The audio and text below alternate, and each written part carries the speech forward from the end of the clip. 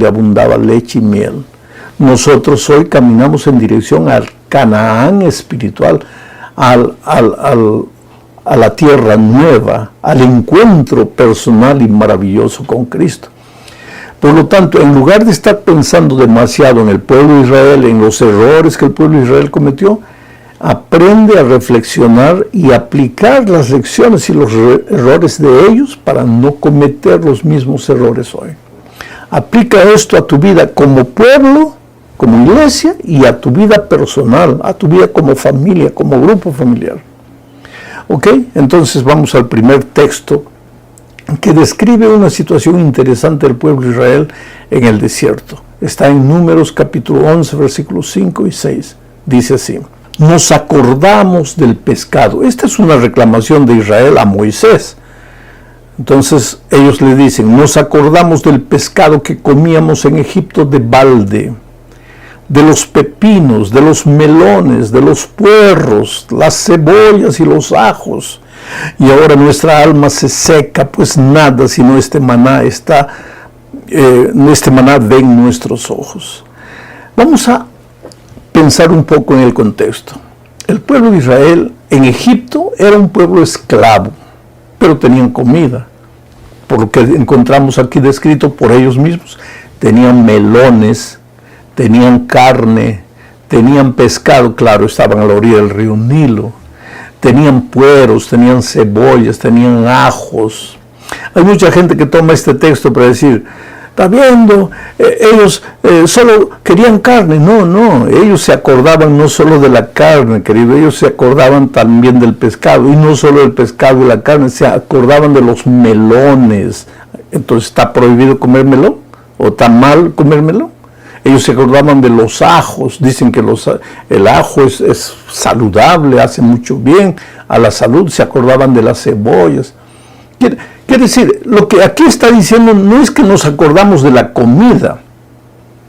Lo que está diciendo el texto es: nosotros allá no nos faltaba qué comer, no nos faltaba, aunque sea un trapo para vestir, pero nos has traído al desierto, nos has dado libertad. Y aquí estamos amarrados. ¿Por qué? Porque cuando hubo escasez de comida en el desierto, Dios les hizo caer maná del cielo. Pero comieron un día, 2 días, una semana, un mes, maná. Llegó un momento en que dijeron: no, ya estamos cansados del maná, nos acordamos ahora de la carne, de los pescados, de los melones, de las cebollas, de los ajos que comíamos en Egipto.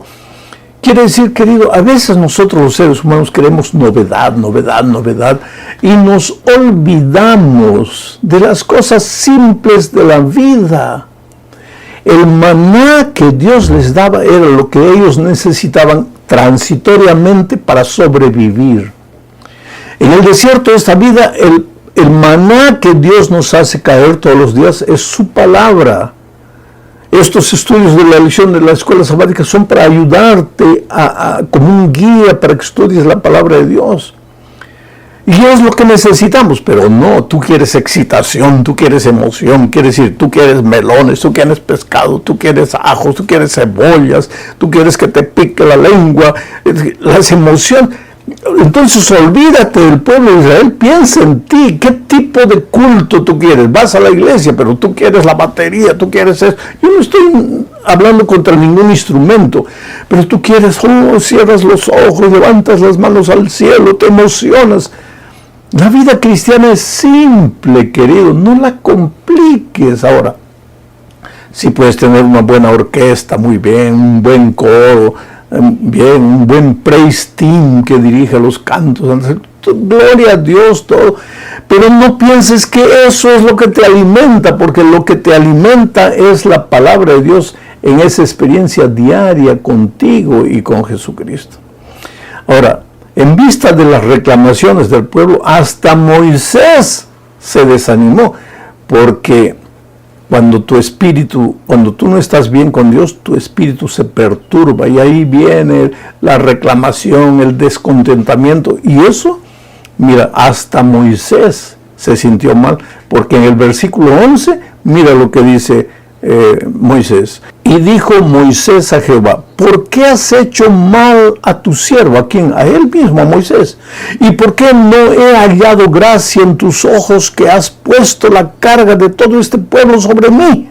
Miren ustedes cómo la reclamación del pueblo hizo a Moisés también caer en el desánimo. Porque hasta los líderes de Dios en algún momento, si se apartan de Dios, pues las preocupaciones de la vida parecen mucho más grandes que sus fuerzas. Por eso, querido, por eso es necesario vivir una vida diaria de comunión con Cristo. Porque hasta santos y grandes hombres de Dios en la historia han fracasado.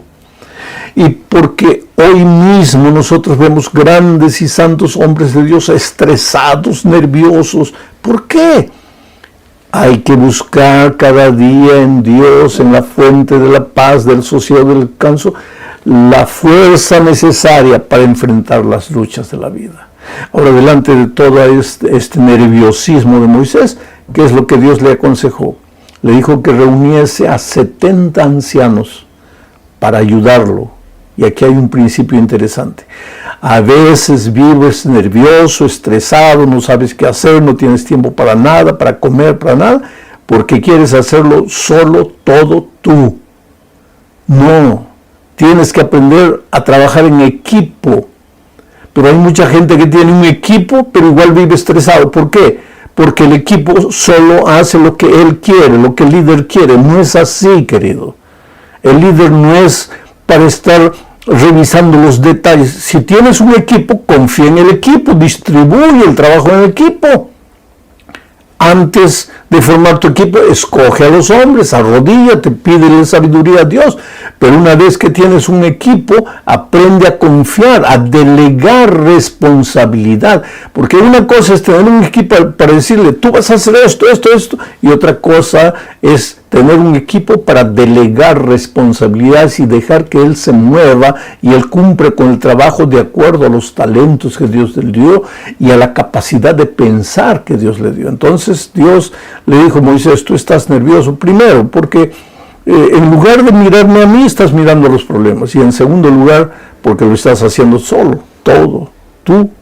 Entonces reúne 70 ancianos y ahora ahí Dios le dice a Moisés que haga lo siguiente: y yo descenderé y hablaré allí contigo. Lleva a los ancianos a un lugar determinado, le había dicho.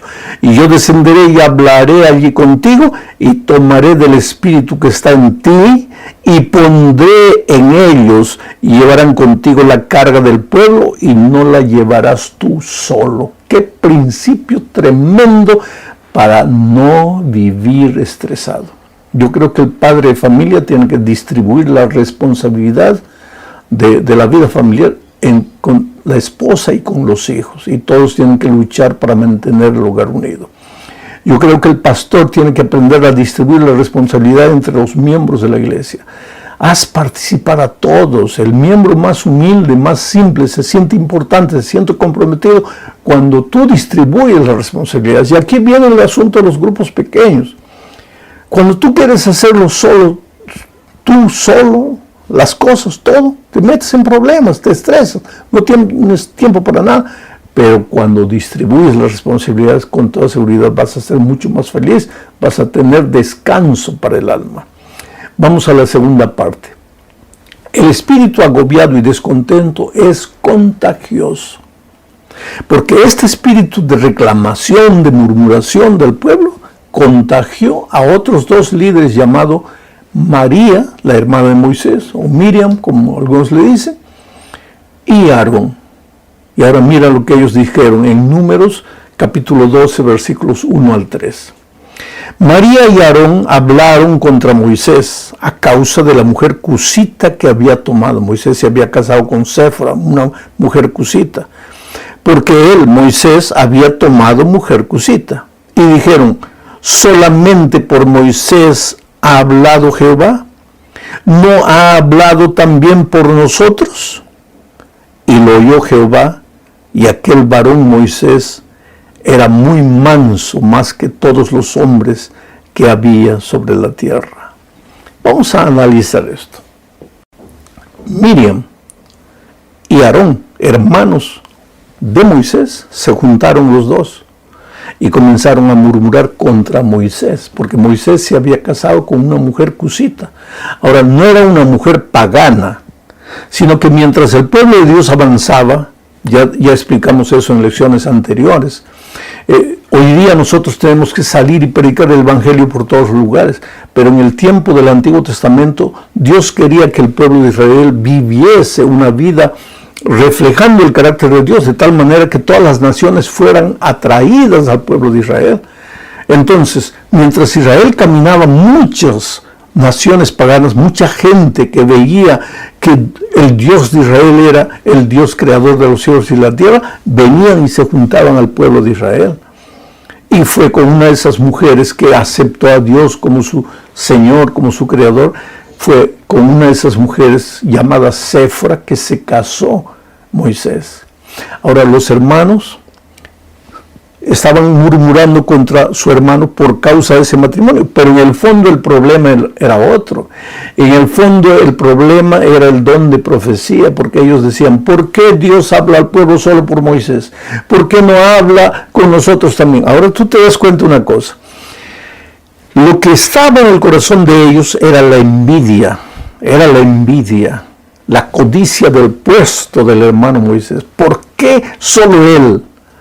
Pero no fueron a Moisés y le dijeron, Moisés, ¿por qué solo tú? Sino que lo acusaron y lo criticaron. ¿Por qué se casó con una mujer pagana? No era una mujer pagana, sino era una mujer que había sido pagana, pero se convirtió al mensaje del pueblo de Israel. Sin embargo, pues, ese mismo espíritu se ve hoy. Mi pregunta es la siguiente. ¿Tú criticas al líder en la iglesia? ¿Tú criticas a algún líder? Ahora, ¿qué es lo que te mueve la crítica? ¿Lo que él está haciendo o lo que tú tienes en el corazón? ¿Qué es lo que te mueve la crítica? Porque lo que vivió el pueblo de Israel ahora se vive hoy. Aplica, no criticas a Miriam, no criticas a Aarón, mírate a ti.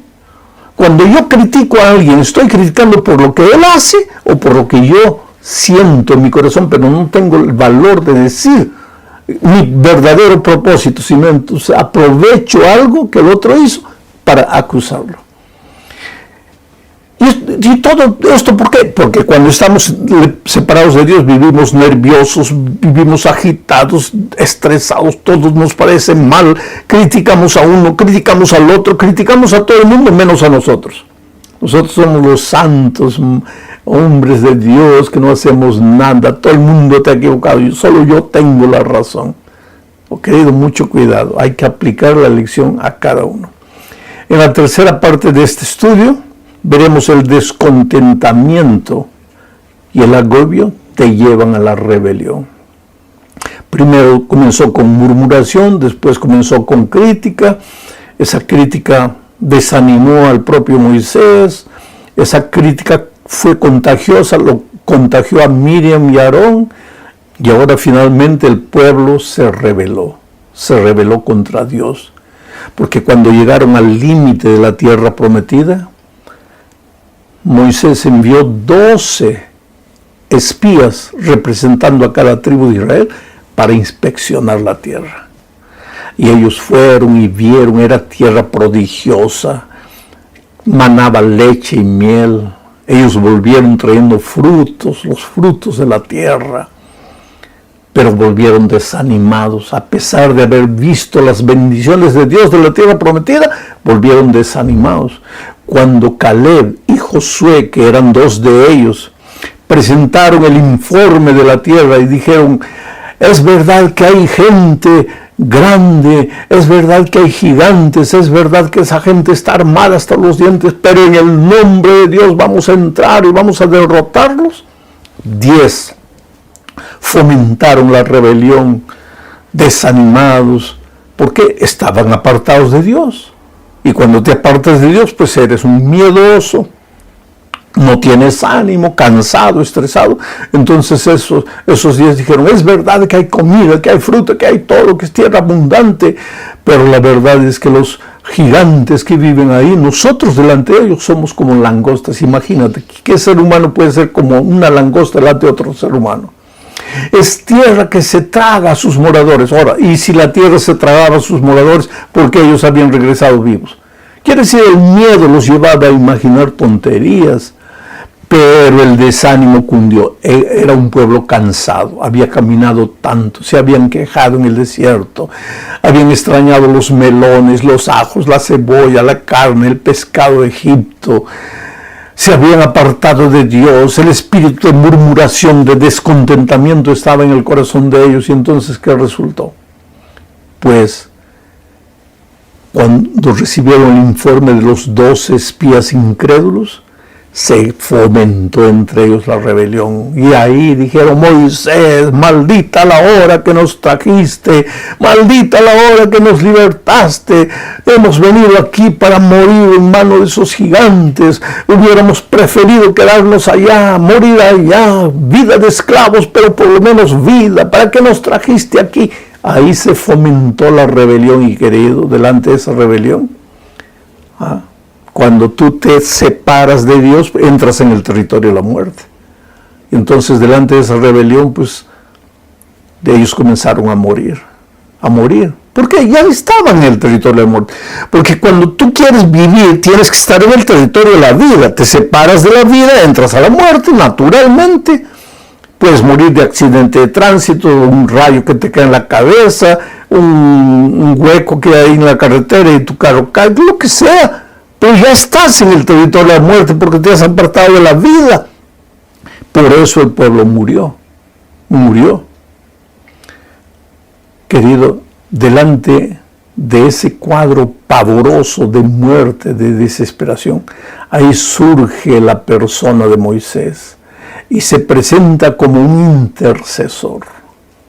Y ahora yo leo lo que dice Números capítulo 14, versículos 18 y 19. Mira lo que dice Moisés: Jehová, tardo para la ira y grande en misericordia, que perdona la iniquidad y la rebelión, aunque de ningún modo tendrá por inocente al culpable.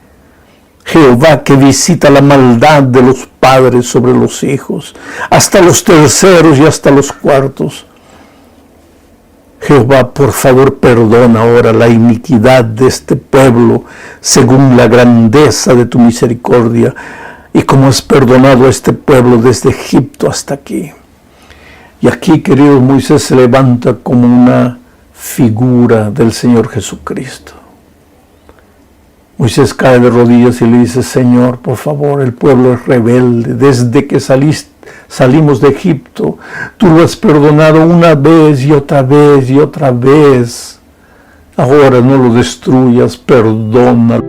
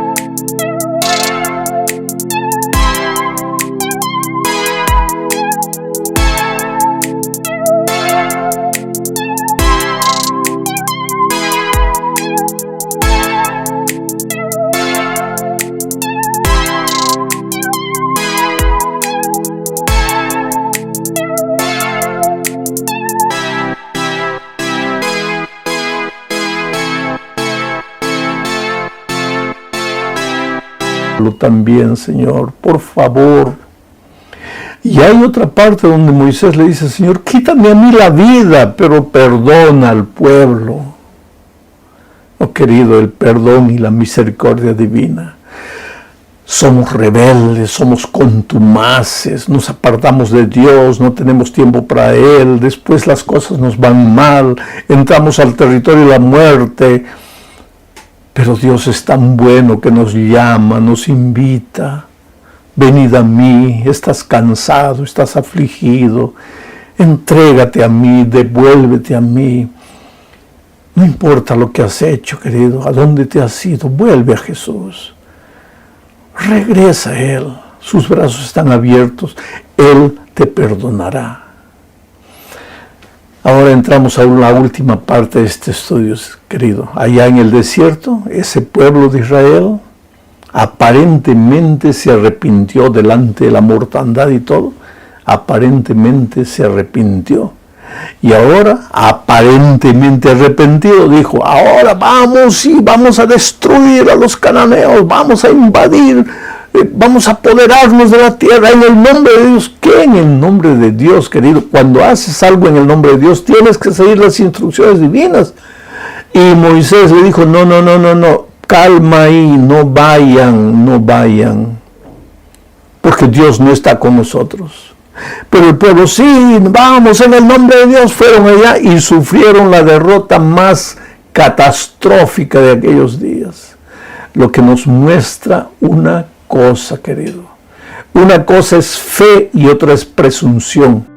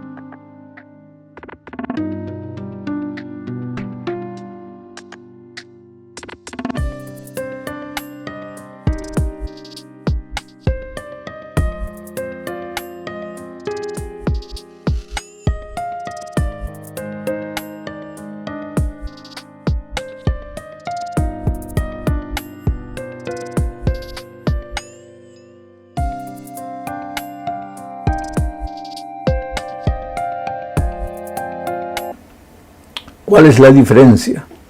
Fe es fruto de un corazón que vive una vida de compañerismo diario, de comunión con Dios. Eso es fe.